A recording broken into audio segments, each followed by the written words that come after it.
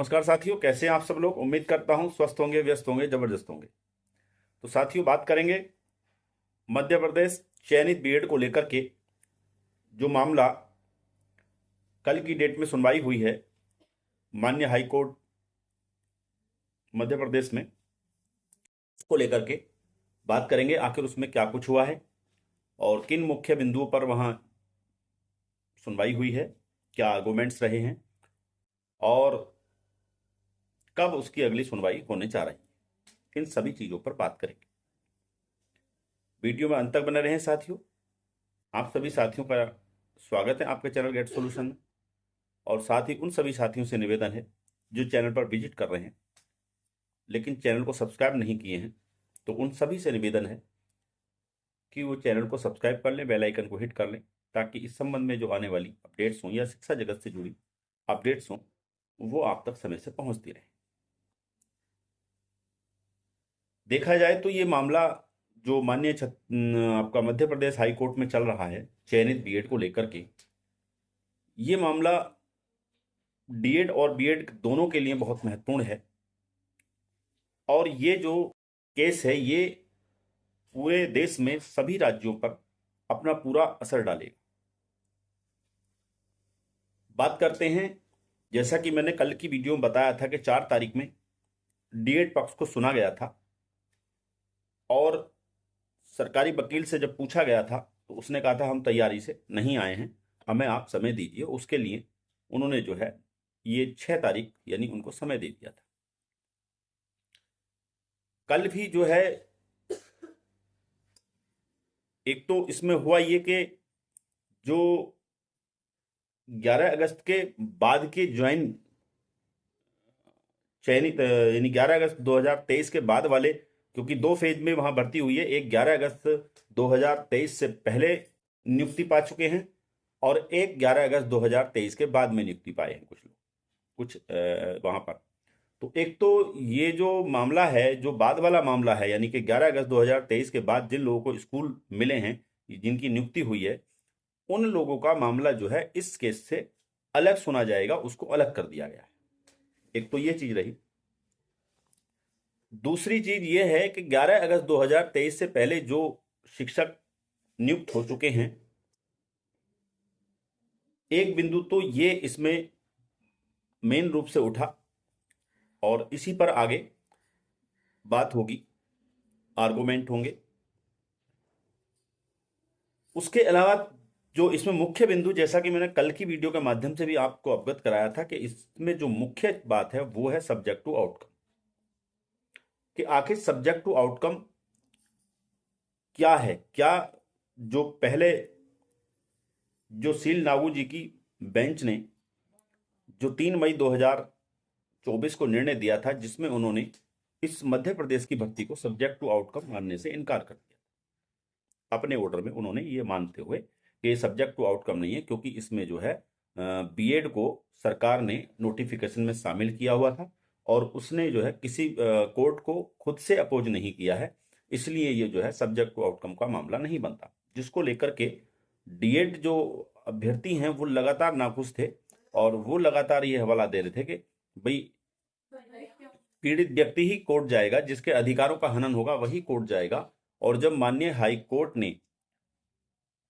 भर्ती को subject to outcome कर लिया था और बाकायदा इनकी नियुक्ति पत्र पर भी लिखा हुआ है कि यह भर्ती जो है सब्जेक्ट टू आउटकम है और इस केस के अंतिम निर्णय के अधीन रहेगी, तो आखिर ये सब्जेक्ट टू आउटकम क्यों नहीं मानी जा रही है। ये लगातार जो है डीएड जो अभ्यर्थी हैं उनका लगातार ये मांग है, या समझ लीजिए ये एक उनका एक उनके जानने का ये हक है कि आखिर उसको क्यों नहीं माना जा रहा और क्यों नहीं होनी चाहिए वो सब्जेक्ट टू आउटकम। ये सारी चीजें वहां पर हैं और ये एक मुख्य बिंदु बनने वाला है सब्जेक्ट टू आउटकम। और जहां तक मेरा मानना है कि अब कोर्ट जो है एक एक पॉइंट को देख रहा है, यानी कि 8 अप्रैल 2024 का जो निर्णय उसको तो देखेगा ही देखेगा, उसके अनुपालन में तो ये निर्णय आएगा ही आएगा, लेकिन वो छोटे से छोटे अब तथ्यों को भी छोड़ना नहीं चाहता, इसलिए उसने कहा कि हम बीएड का पक्ष भी सुनेंगे।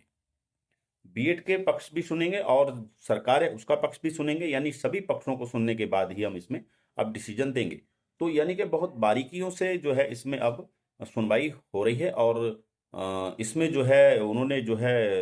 बीएड को और जो सरकार है उन सबको जो नोटिस इशू कर दिए हैं कि आप वो अपना अपना जो है जवाब दाखिल कीजिए, और 12 फरवरी को अब इसमें जो है अगली सुनवाई होने जा रही है, जैसा कि कंप्यूटर जनरेटेड डेट दिख रही है। इतना तो साफ है कि अब एक या दो हियरिंग में इसका मामला निपटने वाला नहीं है, क्योंकि कल मुझे लग रहा था कि जैसे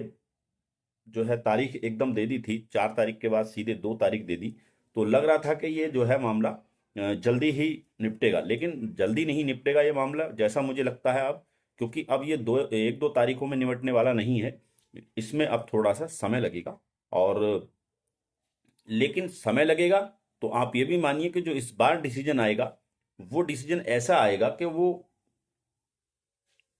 पूरी तरह से न्याय संगत होगा, ऐसा मेरा मानना है, क्योंकि कोर्ट नहीं चाहता किसी भी बिंदु को छोड़ना, वो हर पहलू पर हर छोटे छोटे जो तथ्य है उस सब पर ध्यान देने का प्रयास करता है। सवाल फिर वहीं घूम फिर कर आता है कि एक बार चयनित बीएड वहां सुरक्षित हो गया था, तो फिर वही घूम फिर के वहीं आ गया कि क्या चयनित बीएड जो है फिर से खतरे में आ गया है। तो साथियों ये फैक्ट है, अगर कोर्ट कहीं ना कहीं अगर ये मान लेती है कि डीएलएड को भी हक है कोर्ट जाने का, और उसके द्वारा अपोज की हुई भर्ती भी सब्जेक्ट टू आउटकम हुई है, तो वो सब्जेक्ट टू आउटकम मानी जाएगी। अगर इस तरह का निर्णय आता है तो बीएड धारी जाहिर सी बात है जो 11 अगस्त से पहले वाले जो सुरक्षित हुए थे अब सुरक्षित नहीं है, क्योंकि वो जिस निर्णय के आधार पर सुरक्षित हैं वो निर्णय तो क्वेश कर दिया है, वो माननीय सुप्रीम कोर्ट सुप्रीम कोर्ट ने जो है वो निर्णय जो है रद्द कर दिया है। तो जाहिर सी बात है उस निर्णय का मतलब अब रहा नहीं, तो उस हिसाब से अभी वो सुरक्षित नहीं है। सुरक्षित कब थे? जब तक मामला सुप्रीम कोर्ट नहीं गया था और उन्होंने उस मामले को रद्द नहीं किया था। अब चूंकि रद्द हो चुका है मामला, तो बीएड वहां पे सुरक्षित नहीं है। अब वो केवल जो केस है इसके अधीन मामला चल रहा है, और इस केस में जो निर्णय आएगा उसके हिसाब से डिसाइड होगा कि बीएड नौकरी में बना रहे या नहीं बना रहे। बात करें 11 अगस्त से बाद वाली, तो उसमें तो कोई ज़्यादा सोचना और समझने की बात है ही नहीं, क्योंकि 11 अगस्त के बाद अगर ज्वाइनिंग हुई है तो वो तो सुप्रीम कोर्ट के दोनों ही ऑर्डर, पहला ऑर्डर तो सभी को अपात्र मानता है, और 8 अप्रैल 2024 का जो निर्णय है वो केवल उन्हीं लोगों को पात्र मानता है 1 to 5 के लिए जिन लोगों की नियुक्ति 11 अगस्त 2023 से पहले हो चुकी है। पहली शर्त यही है, तो इस शर्त को फुलफिल नहीं करते वो, और दूसरी सब्जेक्ट टू आउटकम नहीं होनी चाहिए भर्ती, तो सब्जेक्ट टू आउटकम पे तो सारा खेल ही चल रहा है, तो सब्जेक्ट टू आउटकम का ही तो सारा झमेला है जिस वजह से मामला रीओपन हुआ है दोबारा से। तो साथियों देखते हैं अब 12 तारीख में फिर क्या होगा और किस तरीके से चीज़ें इसमें आगे चलेंगी, किस तरह से प्रोसीडिंग होगी, किस तरह से इसमें आर्गूमेंट्स होंगे, वो सारी चीज़ें देखने वाली होंगी। तो इस पर जो है केस पर नज़र बनी रहेगी, जैसे ही कोई इसमें छोटी से छोटी भी अपडेट आएगी वो लेकर के फिर आपके बीच हम उपस्थित रहेंगे। तब तक के लिए साथियों धन्यवाद, नमस्कार।